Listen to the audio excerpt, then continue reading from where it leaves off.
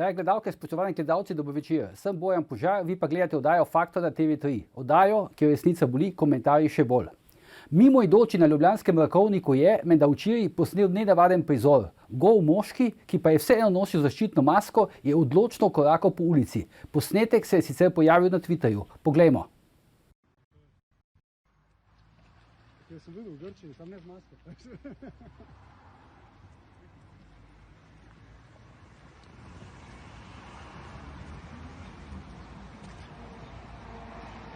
To je upor. Bravo.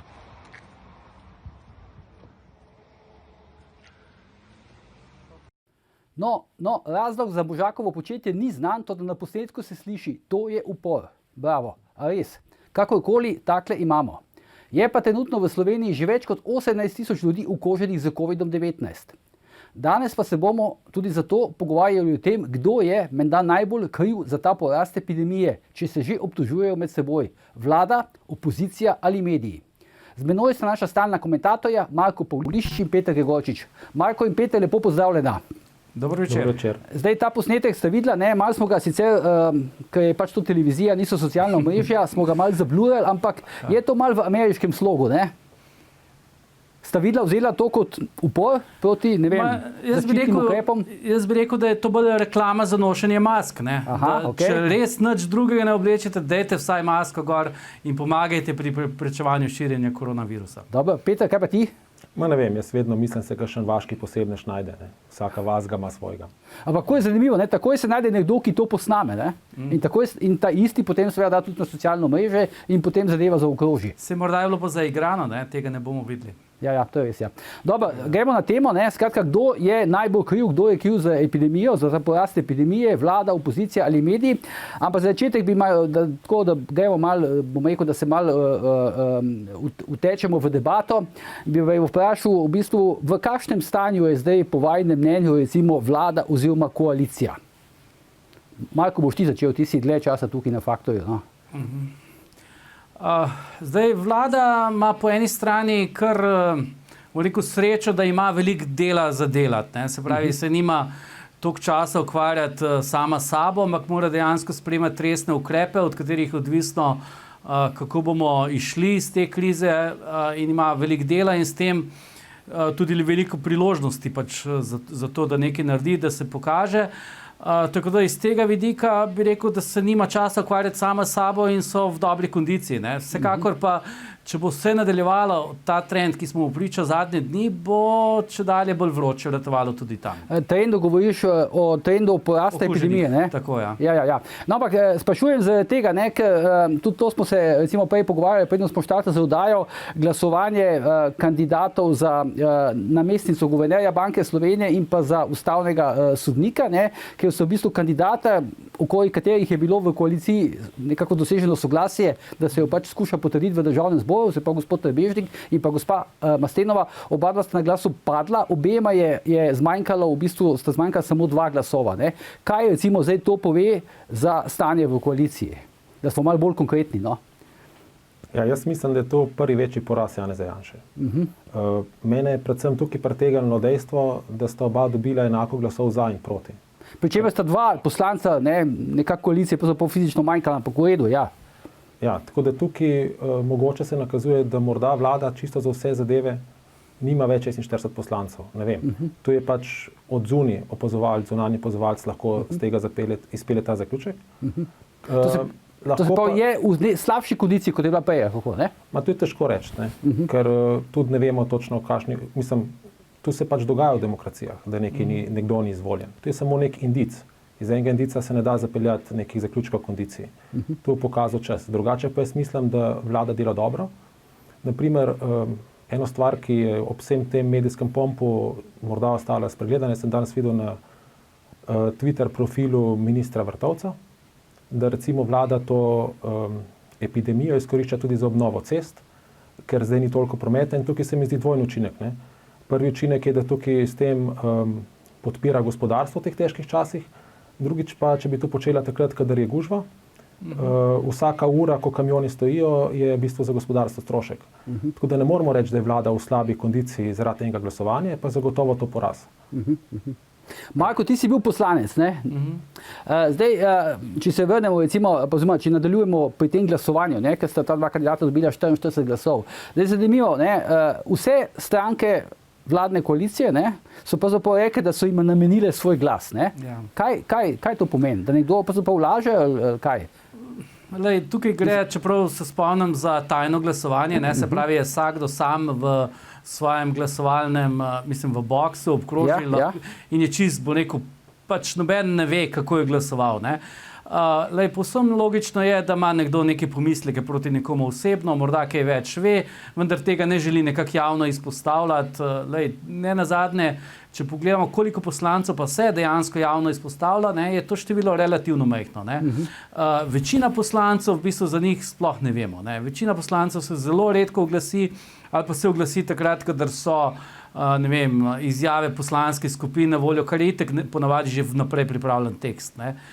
In zdaj takšen lahko tudi mirno glasuje pač kontra, ne, ampak tega ne bo javno izpostavil. Zdaj, a laže ali ne, jaz bi rekel, glasoval je po svoji vesti. Ne, govorimo o izjavah, ki so jih dajali, ne, zlasti vodje poslanskih skupin. Ne. Ja, kaj to pomeni? Vodja poslanskih skupin reče to, kar so se nekako zmenili, ne. Ampak to ne pomeni, da so mu vsi zatrdno obljubili, da bojo tako glasovali. Vse to ne gre tako. Ne.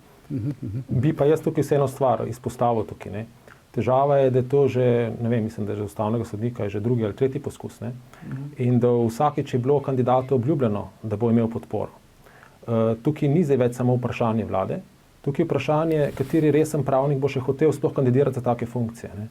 Zato, ker noben resen človek ne bo šel v tako blamažo, ne, da čaka zunaj, da poteče glasovanje, to besedno že pač, da je dogovorjeno, ne, oziroma dobijo podporo, kot res vemo, vsi kandidati grejo v poslanske skupine, se z njimi pogovorijo in preverijo svojo podporo. Ne. In potem ta podpora pade. Ne. Tukaj jaz mislim, da so ti kandidati vsi. Ne. In tako, to je profesor Avbelj je to v Financah objavil, se z njim strinjam, ne. Tako se z ljudmi ne dela. Ne. Ali je to Teršek, ali je to Erbežnik, ali pa kdo drugi. Ne.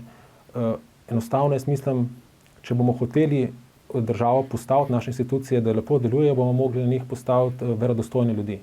In verodostojni ljudje lahko najdejo svoj kruh tudi kje drugje in se ne bodo šli takih iger. Tako da mene to skrbi predvsem iz tega vidika.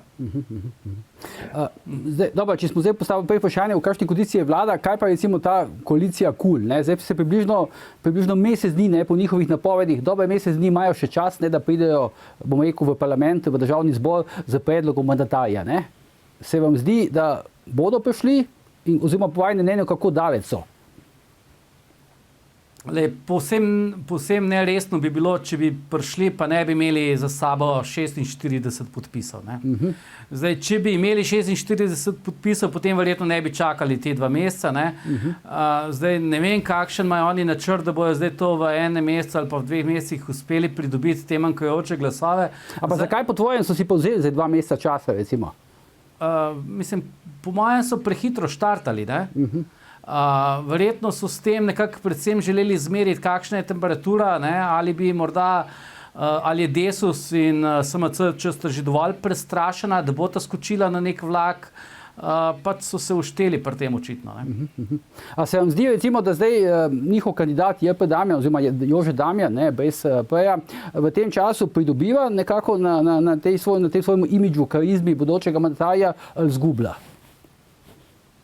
Zdaj, v teh 2 mesecih, ker se pripravlja na to, da pride pred državni zbor. Jaz mislim, da s tem predvsem izgublja, ne? Ker Slovenci se relativno hitro naveličamo. Ne? Recimo, če bi se zdaj pojavila neka nova stranka, da bo pa zdaj se ustanovila, bi nekako vsi pričakovali v naslednjih tednih že, da najmanj povejo, kdo bo mandatar, kakšen je njihov program in da že volitve kar speljajo. Ne? Zdaj, če to traja par tednov, ljudje se naveličajo tega v glavnem. Peter, kako pa ti na to gledaš? Ja, ne vem, jaz mislim, da 2 meseca je taka dobra doba, da volivci že pozabijo, kaj se je govorilo. Ne. Torej, postavi zgodbo, ne poveš 2 meseca, čez 2 meseca lahko pride druga zgodba in za 2 meseca nazaj se nihče več ne spomni. Skratka, ti, če pa razumem, ne daš veliko možnosti, da bi ta zgodba šla skozi. Ne mislim, pa tudi jaz ne verjamem to, ne, in tudi mislim, da če bi Jože Damjan postal mandatar po nekem čudežu, bi zelo hitro odstopil. On je odstopil kot minister v 3 mesecih in tudi, ko je bil na nacionalki, je tudi rekel, da on si upa, da se bodo drugi najdu. Ne. Tako da brez ambicije postati mandatar, jaz mislim, da je nemogoče. Ne. In on te ambicije ni nikoli pokazal. Je pa zanimivo, ne? Zdaj v teh anketah javnega mnenja so začeli nekako meriti koalicijo okoli, ne? Nihče se pa ni spomnil, zdaj ne vem, ali bo to namerno ali ne, da bi recimo začel meriti, ali koliko glasov bi naprimer dobila podpore stranka, politična stranka, če bi ustanovil Jožef P. Damjan. Ne? Jaz ne vem, če je komu od teh 4 opozicijskih strank v interesu, da prepelje 5. Kar sem pa opazil sem, da zelo umiren nastop začenja imeti Luka Mesec, kar me mogoče navdaja z nekim razmišljanjem, da morda Levica bo poskusila te volivce na dolgi rok spraviti k sebi. Ne vem. Tu sem čist tako, utrinek, da bi mogoče... No, ampak hkrati so se pojavile te informacije, mislim, da so bile tudi v nekem mediju, da naj bi Levica znova forsirala pri teh pogovorih tisto svojo funkcijo neke nadstranke, zunanje članice koalicije, podobno kot je bilo to v Pešalcu. Ja, Levica se tukaj sooča z očitkom, da itak niso konstruktivni in da oni ne morejo v vladi sodelovati in da rušijo vse, kar se pač sestavlja. In iz tega vidika je nek umirjenejši nastop čist logičen, ker se morajo probati pokazati kot stranka, ki naslednje leve vlade ne bo rušila, ker de facto prejšnjo v bistvu je.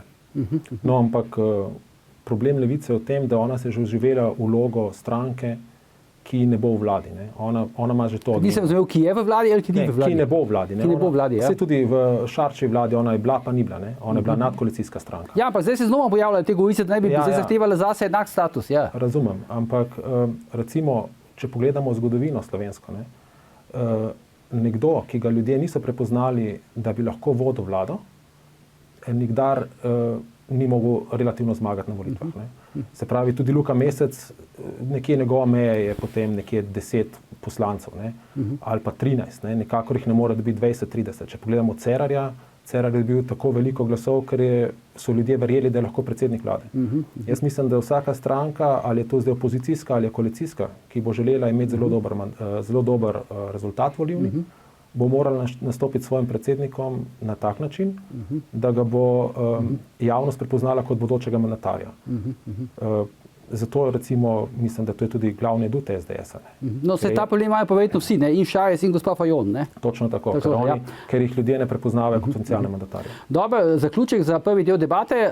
Ostanite še naprej z nami, mi gremo na oglase, pa se potem vrnemo k krivdi za porast epidemije.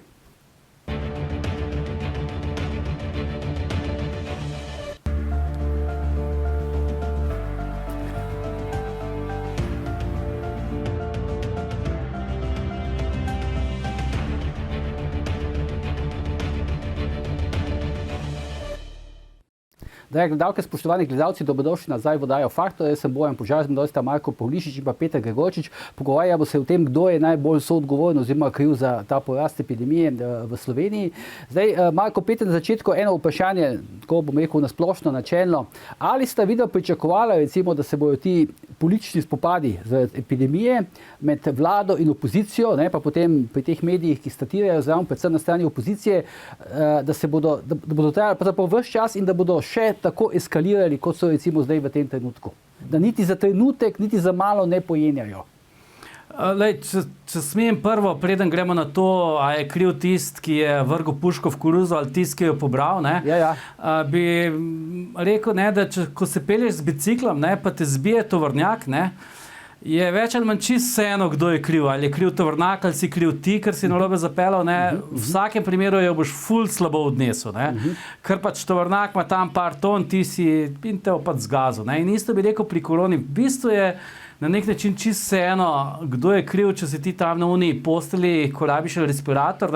Zato moramo se ljudje zavedati in tukaj res nekako samovarovalno ravnati, se trudi, da preprečujemo okužbe in da pač poskrbimo, da se virus čim manj širi. Zdaj, Da si ti na nek način si zdaj zaključil debato, že vidim.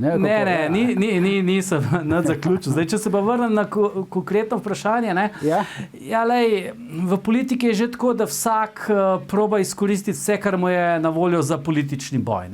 In zdaj, tako kot je opozicija očita vladi, da vlada izrablja to krizo za to, da nekaj dela, da dela tukaj, fašistično državo, na enak način tudi opozicija v bistvu proba izkoristiti to krizo za to, da pač proba povedati svojo agendo tukaj. In mediji pri tem izdatno sodelujejo. Ampak ta silovita eskalacija, Peter, kako ti gledaš na to? Jaz bi se tukaj najprej spet navezal na Markota. Bi tudi začel s tem vprašanjem, ki je bilo v bistvu, ki je naslov oddaje. Jaz mislim, da so krivi vsi trije, plus še četrti, ki ga ni v naslovu. Tu smo mi sami. Mi smo se leta 1991 odločili za svobodno demokratično družbo. Svoboda terja odgovornost. Se pravi, in ljudje se moramo najprej vsak sam zase vprašati, kaj smo naredili, da bomo zajezili tole krizo. A smo svojega kolega, ki ni imel maske, opozorili na to? A smo nekomu predlagali, da naloži neko to aplikacijo, recimo Ostani zdrav? Je pa to zelo tipičen pojav za človeka. Se pravi, svojo odgovornost preložim na nekoga drugega, temu se psihološko reče projekcija. In najbolj prikladen je nekdo, ki ga lahko objektiviziram. Se pravi, ne bom rekel, da je kriv moj prijatelj, ker do njega čutim neko empatijo, ampak recimo, če ne maram vlade, bom rekel, da je kriva vlada. Če ne maram opozicije, bom rekel, da je kriva opozicija. Če ne maram medijev, bom rekel, da so krivi mediji.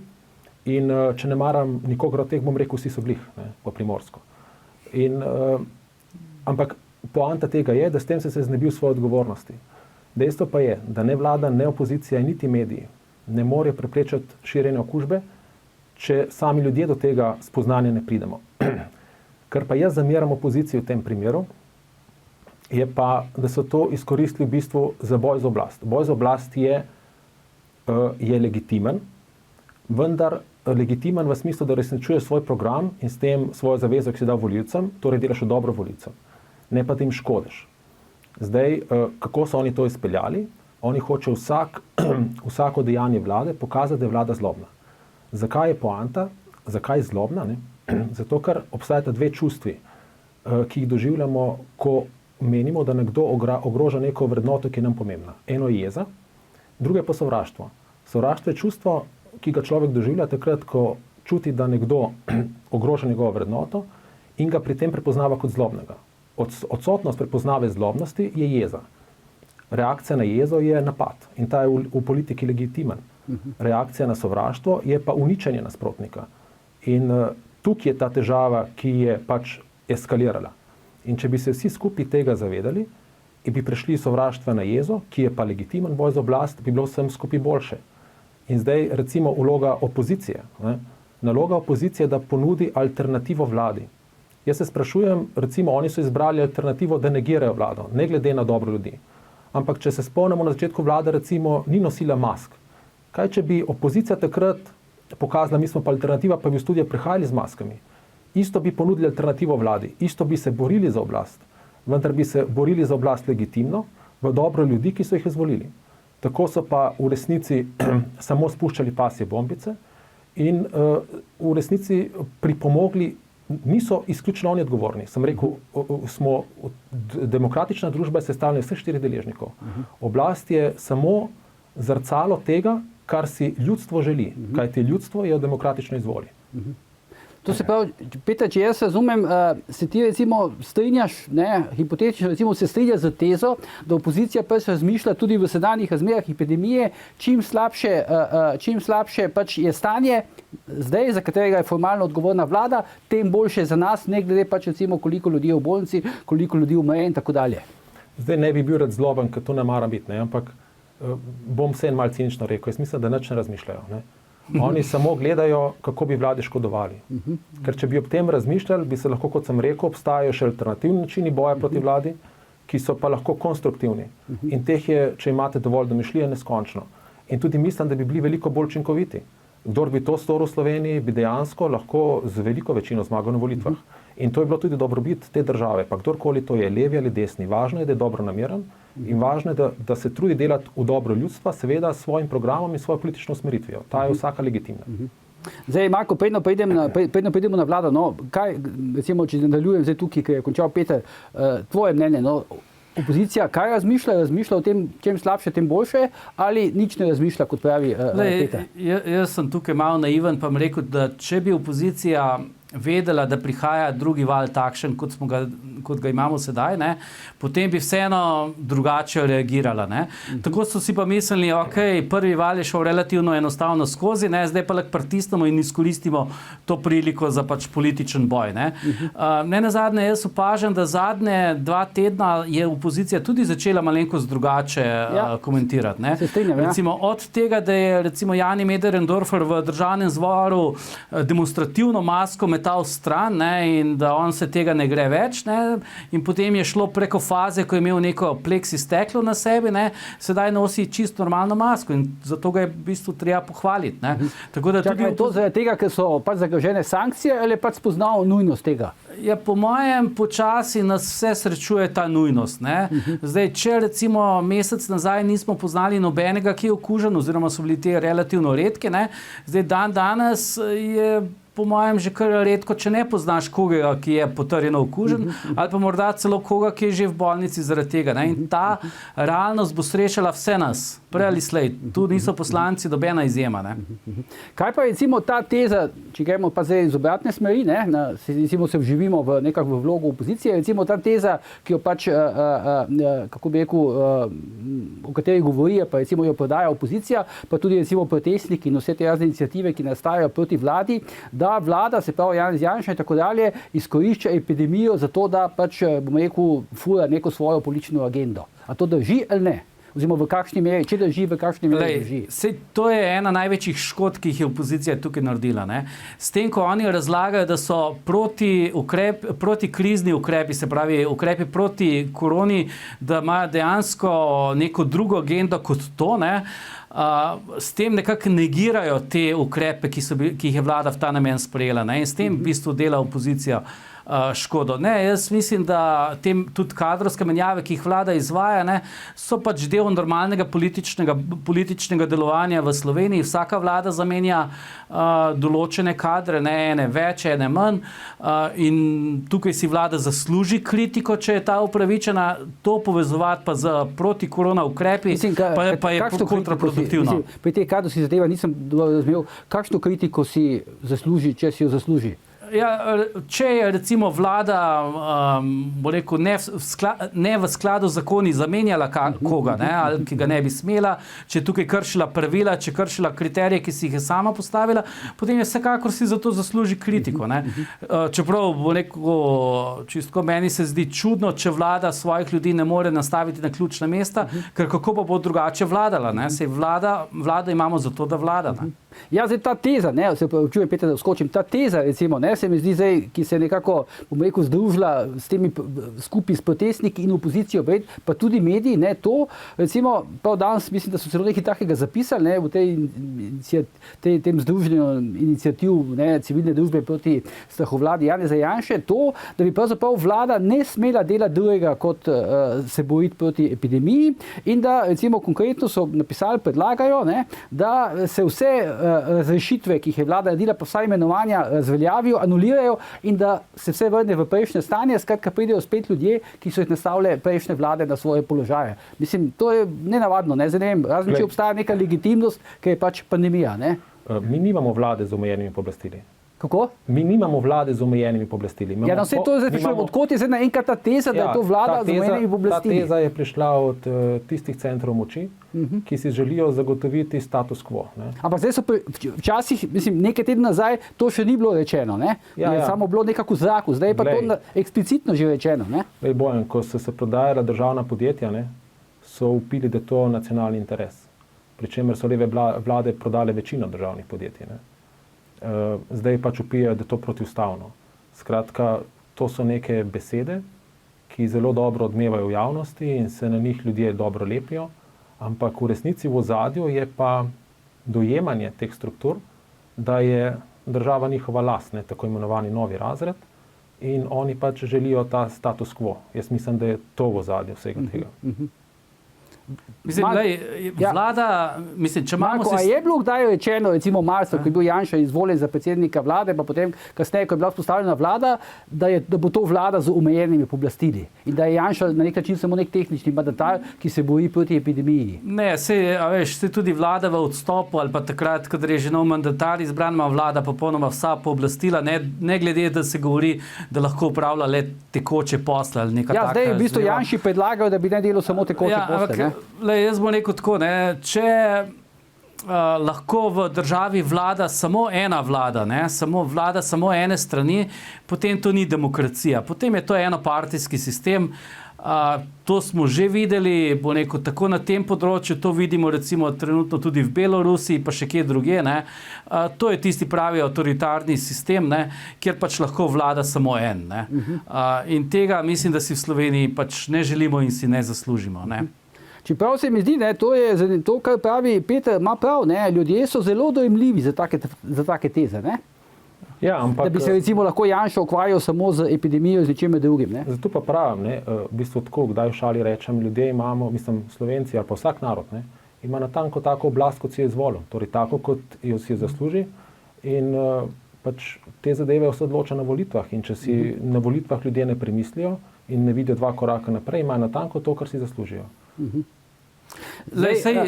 Če smem, zelo prisoten je v Sloveniji ta miselnost, da naj vladajo strokovnjaki. Se pravi, rabimo samo nekega strokovnjaka in ta bo vladal strokovno in potem se bo ta cedila med in mleko. Ampak tukaj se pozablja, da strokovnjaki so tako eni kot drugi. Običajno so samo naši strokovnjaki.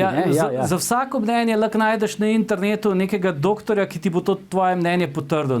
Strokovno ni nekaj, kar je v bistvu enoznačno. In ravno to je namen te politike, da na političen način v okviru nekih dogovorjenih demokratičnih procesov izberemo tiste, ki potem pač vladajo. Pri čemer bi sam tu poudaril, tukaj je Marko rekel, ta raznolikost strokovnjakov je v bistvu izjemno koristna, ker tu zagotavlja pluralnost in najboljše rešitve, če hočeš imeti dobre rešitve, rabiš imeti različne poglede, ker drugače se zapreš v en mehurček in lahko ne najdeš učinkovitih rešitev. In tu se je mogoče Sloveniji zgodilo. Mi smo bili v preteklosti prva država v Jugoslaviji, postajamo skoraj zadnja. In postajamo prav zato, ker ne dovolimo tega pluralizma, ne dovolimo soočenja mnenj. Različna mnenja mora biti dovoljena, to je nujno. Potem namreč, če se 2 pogleda soočita, se skristalizirajo napake enega in drugega in najdemo najbolj učinkovito pot. In to je naša težava. Zdaj, recimo, če pogledamo, ta očitek, ki tudi se strani vlade leti proti opoziciji, da opozicija pač nasprotuje vsem tem ukrepom za zamejitev epidemije. Recimo, če vzamemo eno točko, to je tale aplikacija Ostani zdrav, pa bi zdaj prosil režijo, da nam pokaže sliko, so novinarji spraševali liderje opozicije, posamezne Bratuškovo, Fajonovo, Šarca in pa Mesca, ali so si naložili aplikacijo in kot vidimo, si nihče od teh liderjev 4 ni naložil aplikacije. In tukaj so tudi njihovi odgovori, zakaj si niso teh aplikacij naložili. Recimo, Bratuškova pravi, da si je ni naložila zato, ker si je ne bo naložila, dokler ne bo popolnoma jasno, ali jo na podlagi te aplikacije zasleduje minister za notranje zadeve Hojs. Fajonova si je naložila zato, ker je prostovoljna, ker je pač prostovoljna naložitev. Ja, ona dela samo obvezne stvari. Ampak hoče Mesec pa tudi zaradi tega, ker pač ne zaupa vladi. Kako vi komentirate recimo te odgovore? So to resni odgovori? Ali je to, bom rekel, neko preprosto rečeno, kaj pa vem, politično zajebavanje, po domače rečeno? Povsem na mestu je, da malenkost dvomimo v to, kakšne namene ima vlada z aplikacijo. Ampak zato imamo mi tudi pooblaščenko za varovanje osebnih podatkov, ki bi lahko v tem trenutku, prvič, ko je prišel ta dvom v javnost, bi ona lahko odredila inšpekcijo, šla za svojo skupino pogledati to aplikacijo in potem nas seznanila s temi ugotovitvami. In bi ugotovila bodisi v resnici je nekaj narobe, ali B, s to aplikacijo vse v redu, ni nobenih skrbi glede varnosti osebnih podatkov, predlagamo, da si jo namestite. Pooblaščenka je zamudila to krasno priložnost, da bi to izvedla in tako smo pač ostali v dvomih, ali zdaj nam Hojs preko te aplikacije sledi ali ne, pri čemer bom jaz rekel, je popolnoma jasno, da je to iz trte zvito. Ja, zdaj, to so lideri opozicije. To so 4 lideri opozicije, opozicije, ki obvladujejo velik del javnega mnenja, ne, tudi mediji so jim naklonjeni in tako dalje in to ima učinek. Ne. Glej, jaz bi samo še eno stvar tle dodal. Poleg tega je ta aplikacija odprtokodni sistem, kar pomeni, da si lahko vsak, ki ima potrebna znanja in željo, preveri njeno programsko kodo in lahko dejansko vidi, ali noter kaj skritega ali ni. Ne. To je prva stvar.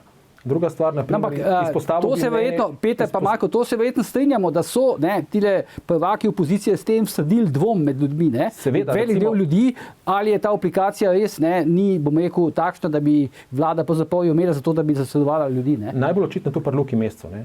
Če dobro pogledate njegovo izjavo, v resnici je tu poziv, da s tem, koliko ljudi se ne bo naložilo aplikacije, bo meril nepodporo vladi. Skratka, zlorablja neki, v resnici on v bistvu veže neko svojo zaupnico na nenalaganje aplikacije, ali pa lahko v preteklosti so to počeli z nenošenjem mask in to nas je zelo drago stalo. Ne. Jaz sem poslušal dr. Cizla, mislim, da je bil ta teden, ki je rekel, da je med nami 60,000 okuženih. To se pravi, trikrat več, kot govori Bejovićeva, ne? Ne, tisto so potrjeni testi. Ja. Zdaj pa, in da je tole podvojitveno število še vedno 6 dni od začetka. Če naredimo tak preprost izračun, in to je tudi verjetno razlog, da ljudje niso verjeli. Ne? Recimo, če je bilo konec avgusta 100 ljudi okuženih, dobimo v 9 tednih pridemo v številko 60,000. Pomeni, čez en teden jih bo 120, čez 2 tedna jih bo 240 in čez 3 tedne jih bo 480, pol milijona. Danes sem na novinarski konferenci sledil informacijo, da je trenutno 500 COVID bolnikov v bolnišničnih posteljah, kar pomeni, da jih bo čez 6 dni 1000 in čez 12 dni 2000. In zato mislim, da so ti ukrepi, ki so zdaj v bistvu zadnja rešilna bilka. Ne? Bi pa še eno stvar poudaril. Ampak če zdaj to mi vemo nekako, ne? Mi nekako vemo. Ja. Glej, eno stvar še, izkaže se, da ta pristop z razlaganjem dejstev, ne, v resnici zelo slabo deluje v smislu prepričevanja ljudi. Ne. In tukaj je mogoče imela vlada vseeno malo težave, ki je zdaj popravila. Če hočeš ti nekoga prepričati, ne velja zgolj za komunikacijo vlade z volivci, tudi recimo za pogajanja, moraš z njimi vzpostaviti neko empatijo. Ne. In meni se zdi super, ker zdaj povabijo zdravnike, ki drugače povejo te stvari. Ne. Tako da tu je en vidik, drugi vidik je pa, naprimer, vlada tudi zelo smiselno razdelila epidemijo za najmanj 30 dni. Bejovićeva je rekla, da to sta 2 časovni obdobji inkubacijske dobe, 14 dni plus 14 dni. Kar pomeni, prvi 14 dni bo v nedeljo in v nedeljo bodo testi pokazali šele, kakšno je bilo stanje tik pred epidemijo. Ne. Mi bomo stanje danes zmerili šele ob sredini novembra. Tako da mi v resnici gledamo v preteklost. Ne. Marko, zdaj imamo še 6 minut, da malo preskočimo naprej. Mediji, odgovornost medijev. No, zdaj so mediji recimo naredili, bom rekel, so res lahko upravičeno deležni kritike, to, kar zdaj recimo skuša Janša povedati, ne, da pravzaprav niso izkoristili priložnosti, da bi recimo ljudem, ne, da bi ljudi nekako motivirali za to, da spoštujejo te zaščitne ukrepe, ampak so počeli ravno obratno. Ne. Na televiziji so v glavnem gostili ljudi, ki so, bom rekel, reklamirali to, da se maske ne nosijo in podobne zadeve. Kje so se tu znašli mediji po tvoje? Vsekakor mediji imajo svojo vlogo v družbi. Ne? Radi bi bili v bistvu in tudi so 4. steber oblasti. In tega se bi morali tudi zavedati. Ne? To nikakor ne pomeni, da ne smejo poročati o tem, če recimo ima minister obišče nek shod, ko je bil recimo ob Kolpi, ne, in tam ne nosijo mask. Mediji vsekakor na to lahko upozorijo. Ne? Absolutno, morajo. Ampak hkrati morajo pa se zavedati tudi, da s tem recimo, ko govorijo, da združevanje, v petkovo združevanje je itak, mislim, da so ukrepi proti združevanju namenjeni od temu, zato ker se ljudje združujejo proti vladi, ne, s tem pa dejansko delujejo proti tem ukrepom in tega pa pač ne bi rabili na ta način povedati. Ne. Moj občutek je, da so mediji tukaj kar v veliki meri pripomogli k temu, da se ukrepi niso sprejeli tako, kot bi se lahko, res pa je tudi, da vlada ni bila vedno pri komunikaciji ravno najbolj spretna. Ne? No, jaz pač, ker delam v medijih, preprosto ne verjamem v tezo, da je naključje to, da ti recimo v nekaj zvedarilni program na TV Slovenija povabiš točno tiste stratike, točno tiste, ki propagirajo nenošenje mask. Ne? To ni naključje. Namen upravičuje sredstva in namen tukaj je, da vlada pade. Ne? Peter? Ja, se sam strinjam. Kako? Strinjam se s tem. Se strinjaš? Jaz mislim, da v politiki ni naključje. No. Pa vse v funkciji tega, da vlada pade, kako? Pač ali pa nekega drugega cilja, ki morda v začetku, ko nekdo nekaj počne, še ni jasen, se pa sčasoma vedno skristalizira. Mislim, kot je že prej Peter lepo povedal, ne, opozicija bi tukaj lahko igrala precej bolj konstruktivno vlogo. Ne. Nič narobe, da kritizira vlado na pač področjih, kjer je potrebna kritika, ne, ampak pri boju z koronavirusom bi pa lahko opozicija bistveno bolj pomagala. Ne. Ni treba napadati, bo rekel, vsakega ukrepa na nož. Ne. Spomnimo se tukaj recimo propagande proti nošnji mask v šolah. Ne. Ravno v šole so se potem v tej drugi fazi izkazale kot eno žarišče. Ne? Se pravi, ne da vsak ukrep napade popolnoma, ne? Lahko bi kakega sprejela, lahko ga bi bo neko tudi pohvala ali pa celo si sama zmislila kakega, ga predlagala in ga promovirala. Ne? Peter, boš kaj še dodal tukaj? Tukaj nimam več kaj dodati. Kako? Ne, nimam kaj več dodati, to sem prej povedal. Ja. Mogoče pa Marko lahko midva kakšno rečeva.